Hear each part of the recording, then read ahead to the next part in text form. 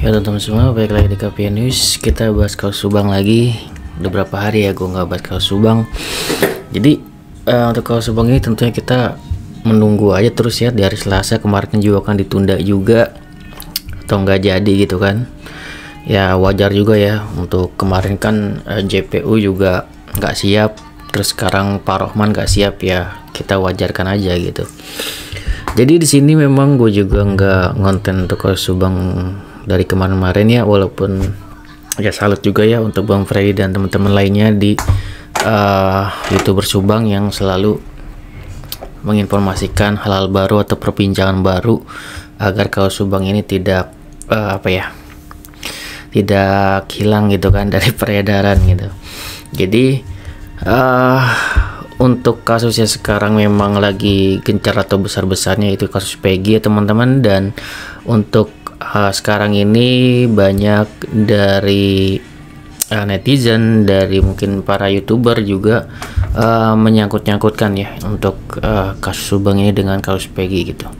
Misalkan jika disama-samakan yaitu Peggy dengan Pak Yosef gitu kan ya, Danu dengan Sudirman misalkan kayak gitu. Misalkan Sudirman berkata bohong gitu kan, terus dikatakan misalkan Danu juga berkata bohong, misalkan Peggy ini korban, Pak Yosef ini juga korban, misalkan seperti itu gitu kan ya. Dan kemarin gue lihat juga kan ada Pak Yosef menyangkut-nyangkutkan misalkan kayak gitu waktu di sebelum sidang, bahwasanya menyatakan bahwa salah tangkap juga. Arigi juga kan dibawa oleh siapa ya, sang pencari keadilan ya di TikTok gitu kan ya, kalau nggak salah, mungkin meminta untuk pengacara Peggy juga untuk mungkin ya membahas ya, dan juga dimintai pernyataannya untuk Arigi gitu kan ya, dan menyatakan sama gitu bahwasanya Arigi adalah salah tangkap misalkan kayak gitu dan keluarganya. Sebenarnya sah-sah aja ya teman-teman untuk seperti itu. Jika misalkan nanti ada pengacara yang mau turun juga ya bagus-bagus aja gitu kan ya.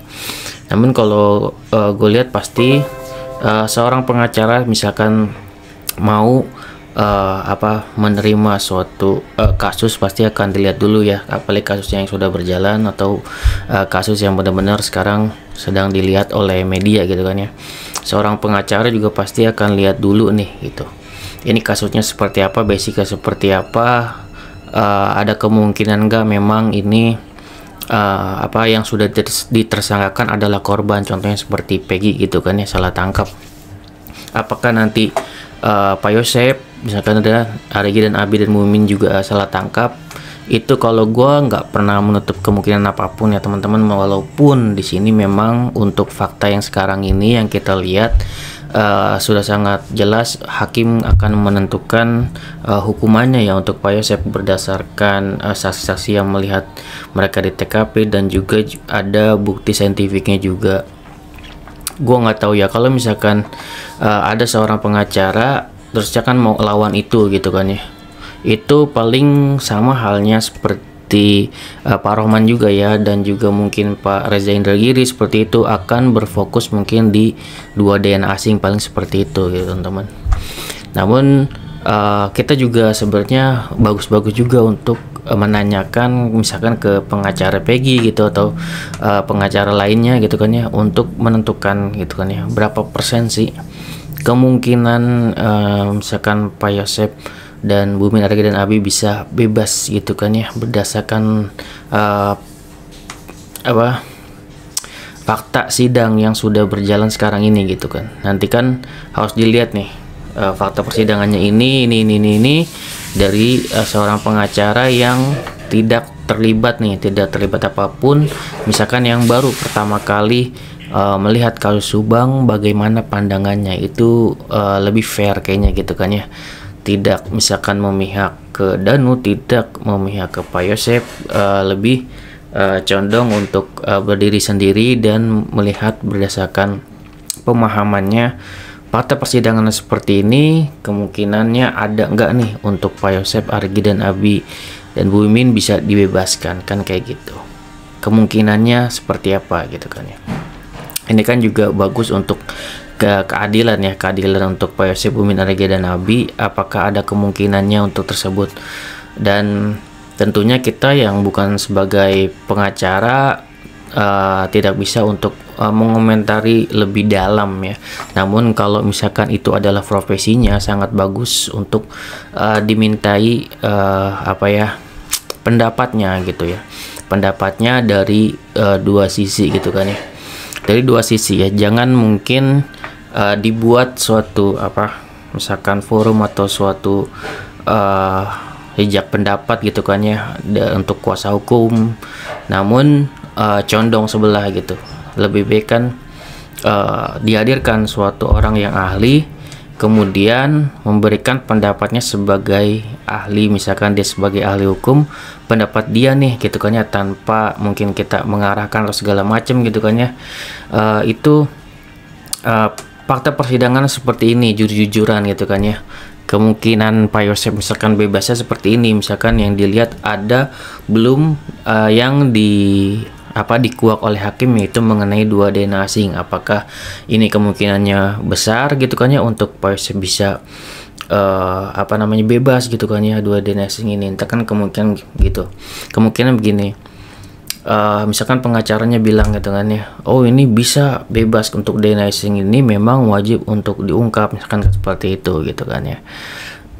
Tapi kemungkinan gimana Pak, ini juga kan ada OOJ gitu kan yang merintangi. Nah ini juga harusnya terungkap apakah OOJ ini gitu kan ya yang merintangi untuk dua DNA asing tersebut gitu kan ya, atau enggak kan kayak gitu. Makanya di sini harus buka-bukaan gitu kan ya. Dua DNA asing ini sebenarnya harus terungkap kan kayak gitu. Itu kan pasti ada pernyataan-pernyataan seperti itu untuk kuasa hukum kayak gitu. Jadi di sini memang masih ngambang kalau misalkan dua DNA asing itu belum terungkap kayak gitu. Pasti setiap kuasa hukum pasti akan menyatakan seperti itu ya teman-teman kayak gitu.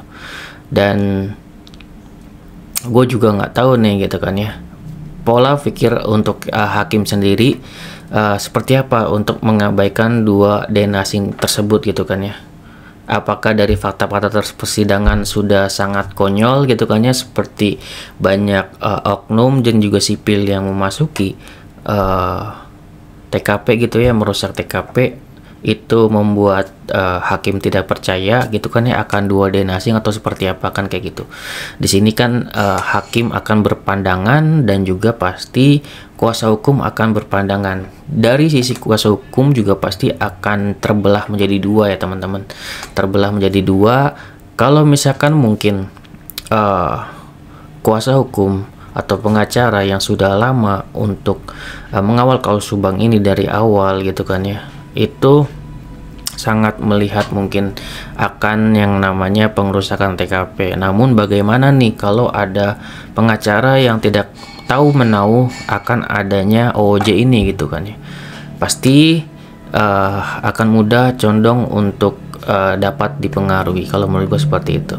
Oke, segitu dari gue ya. Gue sih berharapnya gitu kan ya, adapun misalkan dukungan dari masyarakat pun ya, misalkan yang mendukung Pak Yosep atau seperti apa, seperti halnya dukungan Peggy gitu kan, itu sah-sah aja kalau menurut gue kan. Kalau gue sih lebih terbuka ya teman-teman untuk seperti itu. Kan kalau gue pribadi lebih melihat fakta persidangannya juga gitu. Apakah para netizennya yang mendukung Peggy ini seluruhnya ribuan orang yang gue lihat gitu kan ya, melihat fakta persidangan dari Pak Yosep gitu kan ya, apakah dari ribuan orang tersebut gitu kan ya akan mendukung Pak Yosep selayaknya mendukung Peggy gitu. Bagaimana kalau menurut teman-teman semua? Silahkan berkomentar. Oke, segitu dari gua, semoga bermanfaat. Wassalamualaikum warahmatullahi wabarakatuh. Sinas video teman-teman.